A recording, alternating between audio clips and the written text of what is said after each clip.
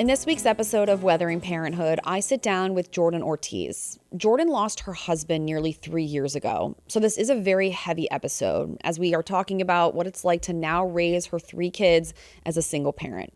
Let this serve as a trigger warning that, again, this is a very heavy topic, and if it's not something you'd like to listen to, we'll see you next week. We really appreciate you sharing your story with us. Of course. We'll start with the same 2 questions I ask everyone. Where are you from, and how many kids do you have? I am from Pembroke Pines, Florida, and I have 3 kids. How old are they? Liam is 7. Okay. Olivia is 5, and Grant just turned 2. 2 boys and a girl. Yes.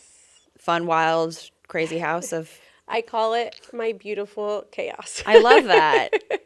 Yes. That's so, I mean, it's true. Yes, it's chaos, but I mean, at the end of the day, it's beautiful. They're amazing, healthy children. I'm blessed with all 3, but you know, it's chaotic. Yes, having kids is Yeah. fully chaotic. So I want to thank you again for being here. We're talking about a bit of a heavy topic that we haven't spoken about on this podcast before. You are a widow or widower. What's the proper? I honestly do not know, Okay. but I actually am against this phrase because Okay. I just think it sounds like an older person. There's no other term for it, I guess, but yes, I guess you could refer to me as a widow. Okay. I'm not sure if a widower is a man that lost their wife or spouse, but I guess that I'm a widow. That's what they say. We don't have to call you that if you think it sounds, it kind of does sort of sound old. But your husband suddenly passed away. Yes. When you were 5 months pregnant, I right? was 5 months pregnant with my son, yeah. We're not going to get into the super details of what happened, but what was it like having to then sort of tell your kids what was going on? Because they were very little at the time. They were. So Olivia was 3. She had just turned 3 2 weeks prior, and Liam had just turned 5. So when you think back to yourself as like a 3 or a 5-year-old, I mean, as for myself, I don't really have very many vivid memories. Mm-hmm. So the day he passed away obviously was a nightmare, but in a blur at this point. And I try not to like relive the details of that day and I block it out. But I remember at the hospital asking the social worker that was assigned to me, like, because I had small kids, she was like, "Do you need help telling your children?" And I said, "Well, yeah, I don't even know where to begin." And she said to me something interesting about a Disney movie and how all Disney movies have some sort of death in the movie and it's usually a parent that dies. And she said, "You could refer to a Disney movie and tell them." And I thought to myself, my brain wasn't even working. Mm-hmm. Like, I didn't even know how to like process that information. I didn't even know how to think about Disney movies and Disney. So I called the director at my kids' preschool when it happened, when my husband passed away. And I called her that night hysterically crying on the phone. And I said, I told her what happened. And I said, I need my kids to go to school tomorrow. As crazy as it sounds, like, I need them to go to school tomorrow. I need them to have one more day of normalcy before I drop this bomb on them. So at that point, the kids, I had gotten home from the hospital late that night. I didn't even get to see them. I wasn't going to wake them up. So in the morning, I kind of hid in my bedroom. We were actually staying at my dad's house at the time. I didn't, I was just a mess and I didn't have anybody. So my dad has rooms for the kids. And so he took them to his house. Mm-hmm. So the next morning, my dad got them ready for school and took them to school. And I kind of hid out in my bedroom and spent the day kind of like thinking, what the heck am I going to tell these kids? Like, I don't even know where to begin. So they came home from school and it was like, like that, your heart is racing type of feeling and you're just like anticipating the worst. And as kind of corny as it sounds, they came home from school. They were super happy to see me, of course. And I took them outside with popsicles and I told them, I have something to tell you. daddy's not coming home. And they said, my daughter Olivia, she was like, just staring at me like, what do you mean? Like, is he on a work trip? Is he, because he did travel a lot. So it was like a kind of normal thing. And my son Liam was like looking at me like, what do you mean? Like, I don't understand. And I said, well, daddy's been sick. He's been in the hospital, and, the doctors couldn't help him, and his brain got sick, and he passed away, and he's in heaven now. And, my son immediately started hysterically crying, and somehow I didn't shed a tear. Like, I don't know if I was like numb or I don't even know like how I got through that moment. It was one of the hardest moments to go through with your kids, because you can't fix it. There's nothing that you say is going to fix it. And I didn't want to completely sugarcoat everything for them, because I didn't want to create like a story and then have to like go back and revise the story one day and them to get mad at me. And I just didn't want to open the can of worms. So I just tried to be as honest as I could with them. But Liam was obviously very upset. We hadn't really experienced loss in our family, fortunately for them, not even like a pet or a grandparent or anything like that. So I'm not sure how they really took that. My daughter kind of just like ran off, and she didn't really kind of understand what we were talking about. She's young. She was 3. How old was your oldest? How old was He Liam? was 5. Okay.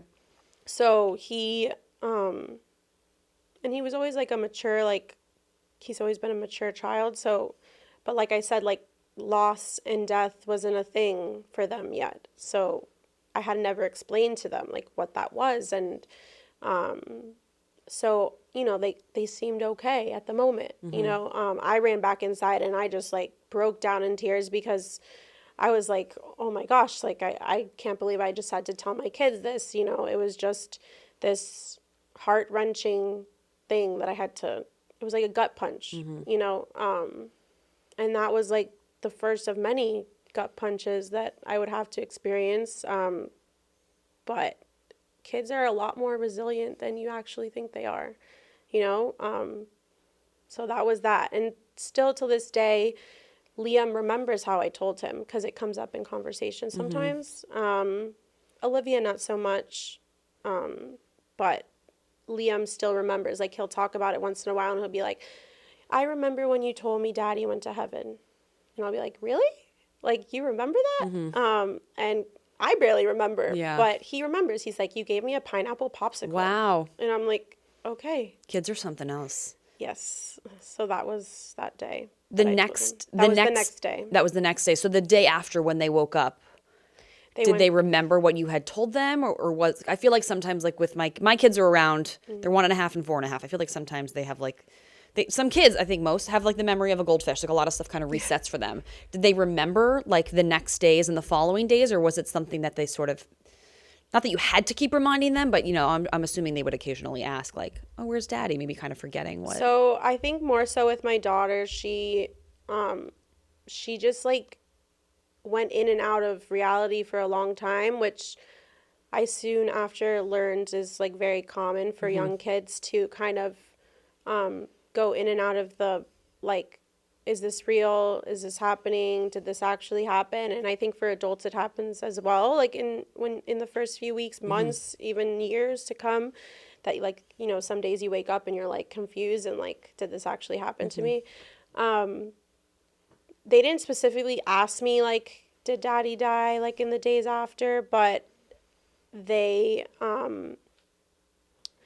were just asking tons of questions about it. And yeah, they did remember that I told them, because everything in our life changed. I mean, we didn't go back to our house after that. I was just like a wreck. And the main goal at that time was like, get me through the rest of my pregnancy, and have a healthy baby, because, all the crying and all the emotions that were going through me, like, it wasn't good for someone that was that pregnant. Yeah. So the doctor I remember asking the doctor at one point, like, I told her what happened, and she's like, I can't really give you any medicine. Like, I mean, unless you're like, on the floor, like, can't get yourself up type of thing. But like, you're so far along in your pregnancy that your baby is going to be like addicted to any type of medication that I put you on, like for anxiety or depression or anything like that.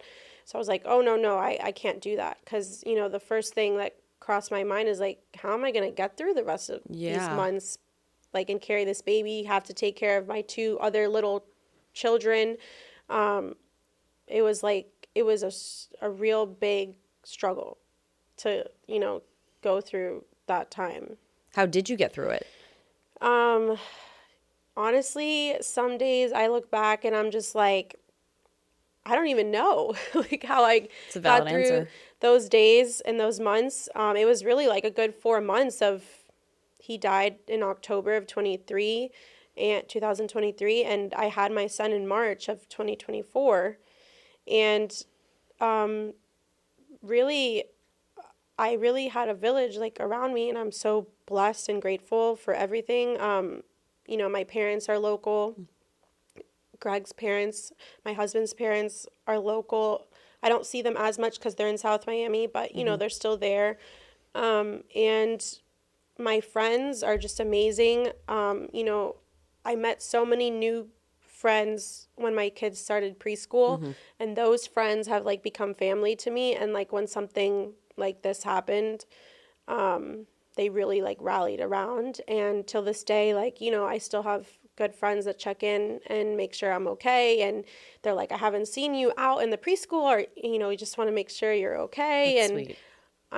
They set up meal trains, and, people were just coming out of the woodwork. Even people that I knew of that I didn't really know, I became closer to because they just showed up and were there. People would ask me what they could do to help. And I just never, I was always like, I don't know. I don't know. You don't need to help. But looking back, like, just them showing up at the door meant something. Like, even if they didn't have anything in their hands, even if they were just there to sit with me, it meant a lot. And without them, I like couldn't get through any of this. My dad opened his house to me and the kids, and I'm sure that was like a huge change for him and his girlfriend. And but I'm fortunate that I had him. The first thing when this happened is that I told my dad, I was like, I don't want to move somewhere. Like, my mom lives in Davie. She offered to open her house to us too, and I just didn't want to move the kids from like their routine, and we had our life in Parkland, and I couldn't see myself. They had been through enough. The kids had been through enough. So I was like, you know what? I need to stay put, So I'm really fortunate for the village around me. And that's basically my support now too. My parents, Greg's parents, my friends. People from the community have reached out to me. It's just overwhelming. I think I told a couple of my friends, like, when it happened, I was like, I didn't even know people like this existed. Like, people this nice, that just offer whatever they're offering, whether it could be food or clothes for my kids, or like, I like went to my dad's house with like nothing from my house, nothing. And people were just like bringing the kids toys and clothes. And it was like an overwhelming amount of support. Yeah. That's wonderful that you were able to get that, and that your parents are close. His parents are close. Yeah. What was it like giving birth to your son those few months later? That was something I do not recommend to anybody. Okay. I don't know. That's another thing. I don't know how I got through. Now I understand like single parents and people that do this alone, like what they mean by it's hard. Yeah. Because so I was scheduled to have a C-section. I had a C-section with my daughter, and so it was just routine to do another C-section. And they schedule the C-section a week prior to like your due date, so you don't go like into labor. Yeah. And my pregnancy was watched very closely. I had gestational diabetes that I had with my other two as well. Oh, and I'm sorry. Yeah, it was like a struggle to just put on a pound. Yeah. Not because of the gestational diabetes, just because like I went through a trauma. Yeah. And so I was like forcing myself to eat. I was like super skinny. Like I just had this like tiny little bump. My parents were concerned.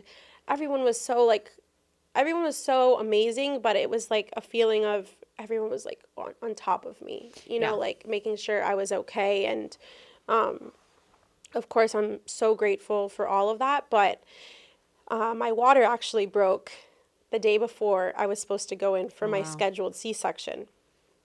And I had gone in for blood work that morning to the hospital the day before my scheduled C-section. And I made a joke and I was like, can't you just keep me here? Like, I'm coming in tomorrow for the C-section. Can't you just keep me here? Well, we go home and like 2 hours later, my water breaks. And I had never had my water break, but with my other kids. Okay. So I was like, oh my God, what happened? I think this is time. And so I call my dad and I'm like, I think it's time. And he's like, oh my God, okay, I'm coming right now. And like, it's 24 hours too early. Yeah. And I was excited that the baby was coming, but then also I was like, how am I going to do this? Like what? It didn't like click until I got into like the OR and they were like starting to like give me the, like the spinal block and the everything. And I lost it. Like I broke down and I was like, I want my husband. Like, and she's like, oh no, we have to get you into the C-section because they had warned me that if I started getting like really worked up and like hyperventilating type of thing, that they would have to knock me out. Yeah. And I was like, no, I don't want that. I want to be there when the baby comes out. So when she saw me getting like, worked up a little bit, she was like, no, we're going back right now. And my dad volunteered to go in with me, which was amazing. Obviously, I wanted something different, but it was better than being in there alone. Yeah. And I didn't even really have time to call anybody to tell them that I was like having the baby because everyone expected the next day. My mom wasn't even there. Like I didn't even have my phone. Like it was like off to somewhere. I was just like, I started getting contractions right away. And I was like, oh no, this has to come out. Like I can't go into labor. It was a lot. Yeah. It was a lot. I don't know how I got through those moments. I remember them handing Grant to me when he was born, and for some reason I thought like they had a nursery that they would take the baby to, but I guess in COVID they went away with that. I'm not really sure. Yeah, I think it depended on the hospital. So I didn't really ask that. I just assumed, and I should have asked that. But I guess from the anesthesia I was like shaking a lot, and I told the nurse, I was like, I don't think I can take the baby. Like I can't even like stay still. Like Yeah. And she was like, well, don't you have anybody here? And I didn't tell them like my situation, but like, and I didn't want to get into it, but I was like, no, I don't. Like my dad told the nurse, he said, I don't think I can handle the baby all night. Like, he's like, I haven't done this in like 30 years. Like, and I'm like, oh my gosh, like what's going to happen? Like if you don't have the nursery, and then it started sinking in like, holy crap, like I'm gonna have to do this all by myself. Like through the night I was like vomiting from the anesthesia and like have to take care, and I'm like tied to the bed at that point. I can't even get up. So a good family friend of mine offered to stay the night with me in the hospital. That's really nice. Yes. And thank God for her, because I could barely move. And so then she stayed the night. We didn't sleep an ounce between me vomiting and, just being wound up, like emotionally and physically. And she was like a godsend, because I don't know how I would have gotten through that night. What a great friend. What a great friend. Exactly. She was my husband's, so her husband and my husband worked together for a long time. And I had heard of them for so long, but we had never gotten together for some reason. And then all of a sudden, like, he passes away, and then they show up at my dad's house, and I'm like, oh my God, like, you're the people I heard about for so long. And they've become such close friends. They have 2 little kids that are my older kids' age, and they've really become like family. That's wonderful. So that day, I had my whole support system there, but still it was a very big hurdle to go, climb over. Rightfully so. I mean, I don't know how anyone who's listening, I'm sure would be like, I don't know how you did that. I have no idea how you did that. I think the human body is like an amazing thing. Agreed. Yeah. Moms somehow overcome. But yeah, you're incredible for getting through that. Thunderstorms that are hanging out mostly off the As a coastline meteorologist, this I morning. can't always control the weather. And as parents, we can't always control our kids. But we can make sure our outfits aren't a total disaster. That's why I'm excited to partner with Mario Pucci, South Florida's destination for timeless, stylish clothing that fits every chapter of life. They can get you out of the leggings and out of the house. Whether you're headed into the office, out to dinner, or to the carpool pickup line, Mario Pucci has you covered. Plus, when you look great, parenting somehow feels easier. Visit Mario Pucci in Regency Park, Boca Raton today. So he just turned 2. He just turned 2 a few weeks ago. So he's like not maybe fully aware of his surroundings and things. He is not. When babies begin to babble, he said dada naturally before mama. And I was like, that was a gut punch, because I was like, I thought I had more time. And just hearing it obviously doesn't feel good, and my daughter, she got really angry when he said dada. Wow. And she would be like, be quiet. And he's a baby. Like, he was, I don't know. A few months. When they start saying dada. 7, mama. 8, 9 months, something like that. Yeah. I think, I don't know. Under a year. Yeah. And I told her, Olivia, he doesn't know what he's saying. Like, he's just saying it because babies are like robots, and like in their body, it just comes out as that. He doesn't know that dada means dada. Like, you know that because you're an older child, right. but like, he doesn't know what he's saying, so don't tell him to be quiet, but it's like really hard to explain that situation. So yeah, he's not aware. Now that he's talking more and he goes to school, he does say daddy and dada a lot now, and I think it's because he sees his friends at school like having their dads. I still don't think he associates that he doesn't have a dad. My daughter still gets upset. My older one, Liam, he kind of gets upset too. He's like, does he understand that we don't have a dad? And hearing those things makes me angry because this is not things that I want to talk about with my children. Like, you these shouldn't have to. Right. And my dad is so involved in their life that I'm not sure, because you can't just like ask the new 2-year-olds if like what they understand, but I'm not really sure if he thinks my dad is his dad at this point. Even my daughter recently was like, is Papa Grant's dad?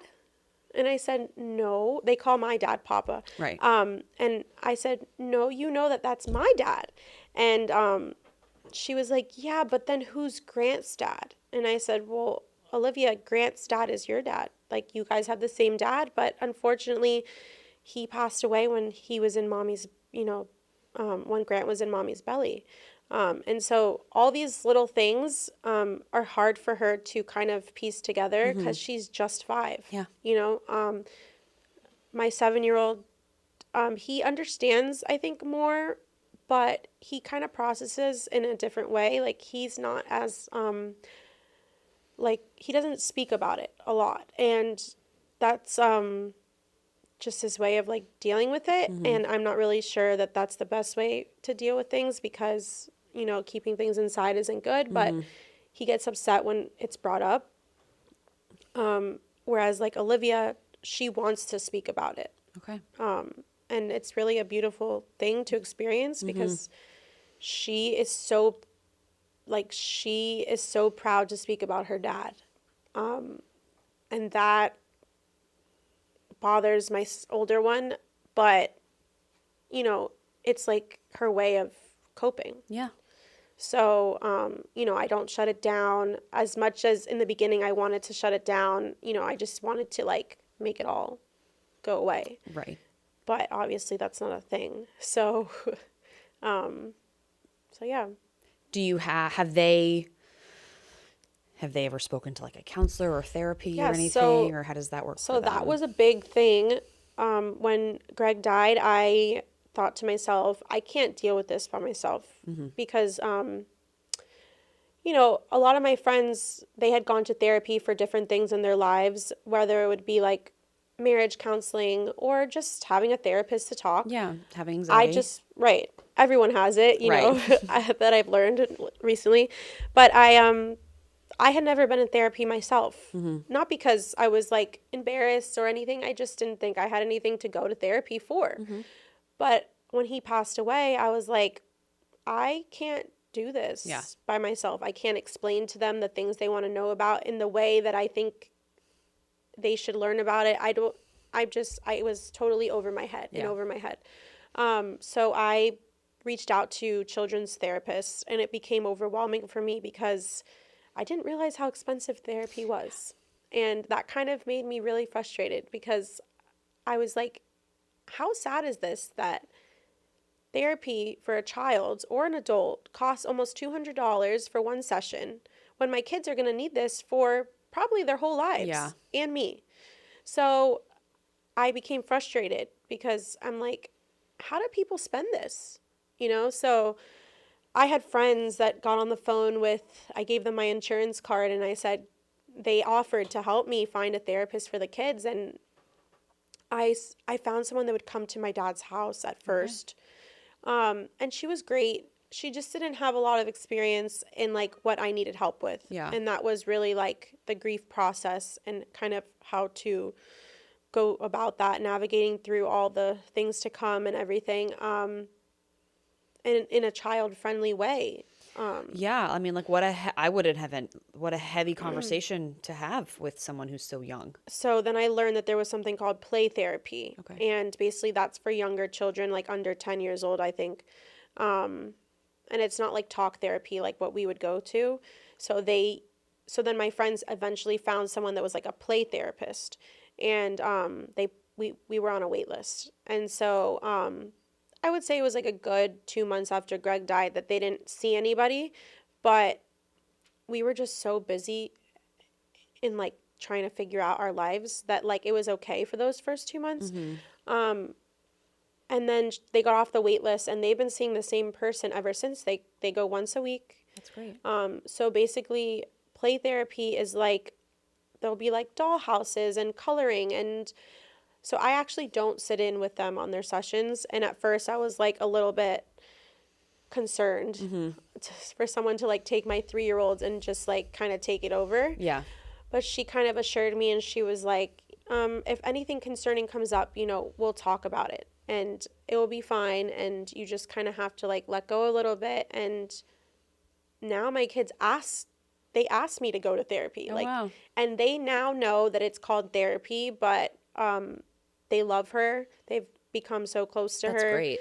And some days, like, they'll be like, Mama, we have to go to Miss Patricia. We have to tell her something. And I'm like, is everything okay? And they're like, it's fine. I just really feel so comfortable talking to her. And I'm like, this is amazing. Yeah. So they play like with like Play-Doh and doll houses, and they go in a tent and like they have this like pillow that they squeeze, like their emotional pillow, and they talk about their feelings. And I was talking to their therapist the other day and she was like, maybe this is a good time to kind of like take a break. And I'm like, take a break? No, You have to move into the house now. Like, what are you talking about? I was like, no, they're not going to want to take a break. I said, you can talk to them about whatever.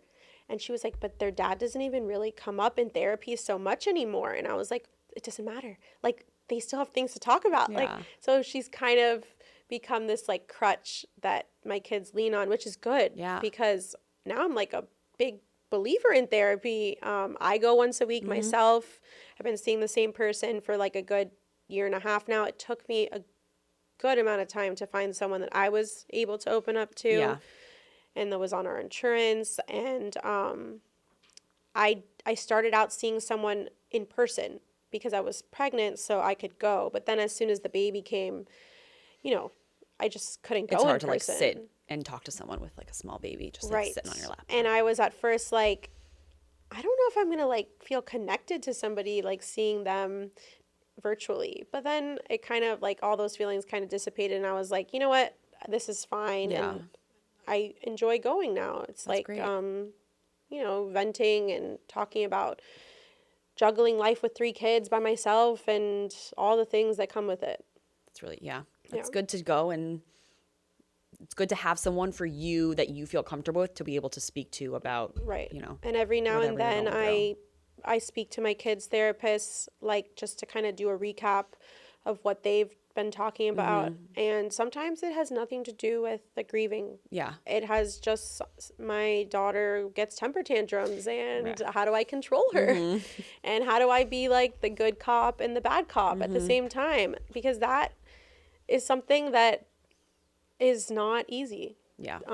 Like when you become, I guess the word is, I've learned I'm not really a single parent. I'm a solo parent. I don't know. Someone told me recently, a friend of mine, she's like, you're not really a single parent. You're a solo parent. I was like, what's the difference? So I don't know if they're interchangeable or what it is. Yeah. But being alone, Yes.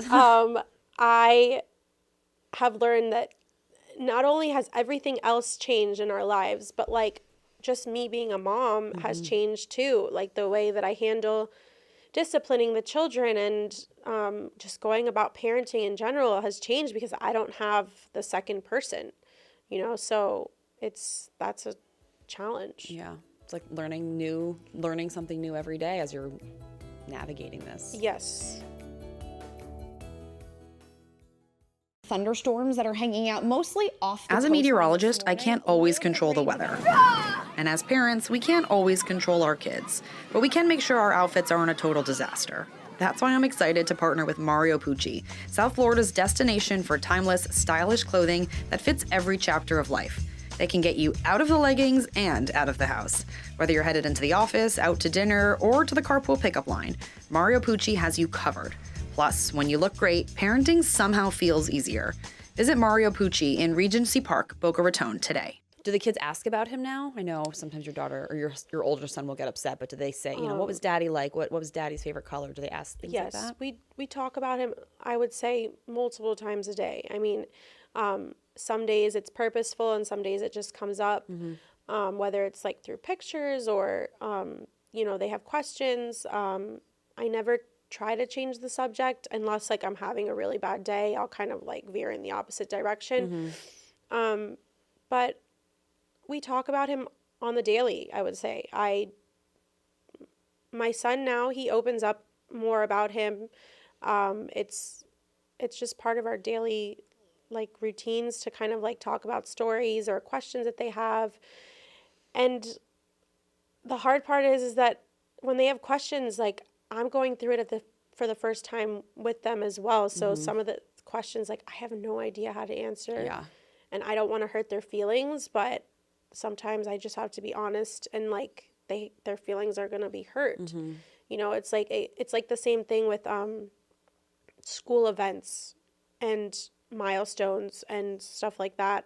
I'm starting to see that they are starting to realize that their dad isn't at these events at school and stuff. And obviously for me, it's really hard, but when like, let's say my son, when he graduated pre-K, that was like the first, I think, big event that I think came about after he passed away. And he asked, like, is his dad going to come for his graduation? And I was thinking to myself, I've told you so many times, and it just makes you realize, like, they're so little, like, they don't grasp the permanence of the situation, the forever part. Yeah. But how could they? Like, even I am going back and forth at that point in my head, like, is this for real? So imagine them and their little brains, and that part is really tough. And now I'm starting to see them realize, like, this is like for real, like, you know, and all those milestones are really hard because they want their dad there, obviously. And for me, I can't do anything to help them. Yeah. So it's like these questions they have are sometimes impossible for me to answer. And I just have to spit something out and hope it sticks the right way. If there's a right way, I'm not really sure sometimes. And I'll ask my therapist and they have their opinion. And, you know, everyone has their opinion and there's just no right way. No. No. It's I don't know how you, like I said it a few times, I don't know how you would like are doing this. I don't know how either, but I just go and it's like autopilot. Yeah. And some days are really hard. You know, my daughter, she cries for her dad every single night almost. And it's very, very, very difficult because I don't know what to say. Yeah. At this point, I'm trying to find the right words, but I'm sorry. Okay. It's really hard as a parent, and I'm sure you know as a mom, but it's really hard when your child wants something and you can't fix it, you know? So the poor thing, like, I had several stuffed animals made for the kids recently of Greg's work shirts, and I had someone make bears and like stuffed animals for them, and she hugs it so tight every night, but she still cries every night. And I'm like, you know, some days I tell her, Olivia, he's right here, you know, he's in your heart and he's watching over you. And it's like, as a mom, it's heartbreaking because you want to fix everything, but you can't fix this. And so Liam asked, the new thing is like, when you going to find me a new dad? And I'm like, Liam, you're never going to have a new dad. Like, you know, even if one day, a person comes into our lives, it's not going to be your dad, you know? And, I think they just want to fill the void, Yeah. you know, which is reasonable. Yeah. But, it's really hard as a mom to like watch your kids, you know, go through that Yeah. on a daily basis in all different ways. And I'm sure Grant will, you know, one day he'll have his issues, but it will be different. Because, like, I always think to myself, how can you miss something you never met or had? So, while the older two have their own things, and I'm sure they'll go through things for the rest of their lives, Grant will have his own stuff too. Yeah. So, What would you say to anyone who's listening who's maybe experienced something like this or knows someone who's going through something like this? I would say, you know, feel all the feels, because I think there is something called delayed grief that it really is a thing. And I never really kind of believed that, you know, your brain naturally tries to protect itself, so that you're okay. And then all of a sudden one day you'll be in the grocery store and boom, out of nowhere, you'll be touching something and it just comes to hit you like a big brick in the face. And so I think, you know, feeling all the feels, try to be as present as you can. And the sun does come out again. It does. It's just in a different light. And it's, I think my therapist told me at the very beginning, like, you can be happy and you can grieve at the same time. And I never really understood that until more recently, because at first I was like, I can't smile, like, I can't laugh, like, you know, like my husband just died, like, how could this be a thing? Like, and it is a thing. Like, you can be happy, you can have joy, and you can grieve at the same time. And I think it's important to remember that there wouldn't be any grief if there wasn't love. So, like, you know, if you didn't have so much love for someone that's gone, you wouldn't miss them. Like, it's a real thing. So I think, just try to be present and know that it does get better and the sun does come out again. It's just, it takes time and it takes a lot of work, like, you know, with yourself, and try to find something to not distract yourself from what's going on, but kind of like be busy, try to be busy with your family, your friends, or if you have children, and just try to enjoy life, because it's really so fragile and so precious. And I think it's taken for granted so much, but unless you've gone through something so traumatic, how could you know? So like, just, take every day as it comes, whether it's good or bad. And that's what I would recommend. If someone knew someone that was going through this, like you said, you were surrounded by tons of support, how would someone go about supporting someone else through this? I would say just be there for them, whether it's you just show up and ring the doorbell and be there, whether it's with food or just be there for somebody, because the person that is going through something usually doesn't want to ask for help. And that was me. I didn't want to burden people. I didn't want to be that annoying person. I didn't want my kids at other people's houses when they offered. I just didn't want to be that person. So people would just show up. And I think that's so important, and it means so much to that person. And even if they're just sitting with you, just sitting with you and just in silence, it doesn't even matter. It feels good for that person that's gone through something to just have someone there for them. So I think that's what I would say to somebody that, knows someone that's going through this. Just show up, and it will be so meaningful. We're going to wrap up, but before we do, is there anything else that you would like to say about this experience, about your husband? Any further closing thoughts that you might have? The floor is yours. And the answer can be no. It's okay. I'm trying to think if anything. So much is going through my mind right now. So, no, he'll always be in our hearts forever. And I try to bring that into my kids' lives, and just live every day like it's your last, because you don't truly know what's coming next. Yeah. But thank you for having me. Of course. I appreciate you being here. Of course. You and I connected first on Instagram. Yes. And you said you're starting to kind of maybe share a little bit more about your guys' life online, maybe connect with other moms. Have you met anyone through this process that's in the same situation or a similar one?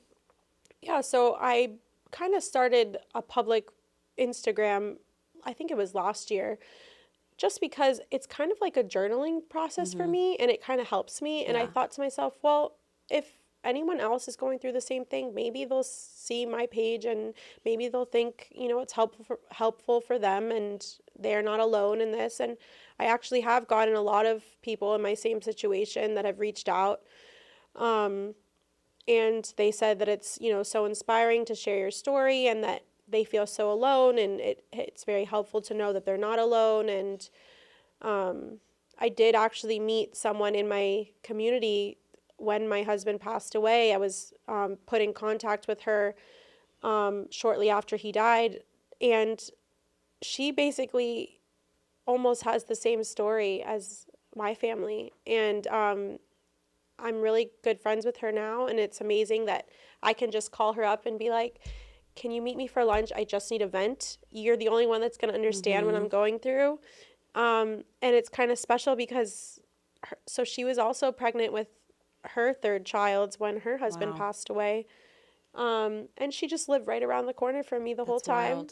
Hers happened a couple years prior to me, but same dynamics. And we meet all the time, and now our kids are friends, and it's kind of nice for the kids too, because I think the kids sometimes need to know that they're not alone in this situation also, because they look around and they're still young. So not a lot of parents have gotten to the divorce point yet. Yeah. So they look around and they see this mom, dad family, or two moms, two dads, whatever, but two parent families. And they're like, I'm the only one like this. And so it's nice for them to see another one of my friends have, the one parent family, and it helps them because, my daughter and her daughter are the same age and they're close now. And she's like, I love her so much. And, her daddy's in heaven, like my daddy's in heaven. And I mean, as much as it breaks my heart to hear the conversations that they talk about, at least they can connect about that. I think it's important for your kids too. Right. Because like you said, it's easier maybe for, not maybe easier, it probably is easier for like adults to understand the situation, Right. to connect with others. But I think that's great that your kids are able to, unfortunately, have to meet people, and they're not far from you, right in the community. Right there. That's so great. Yeah. Thank you for being here today. Of course. This Thank was you so for having wonderful. me. I'm going to put your information in the show notes, so if people want to connect with you on your new page, they can Great. reach out. So thank you again for being here. Thank you all for listening and watching, and we'll see you next week.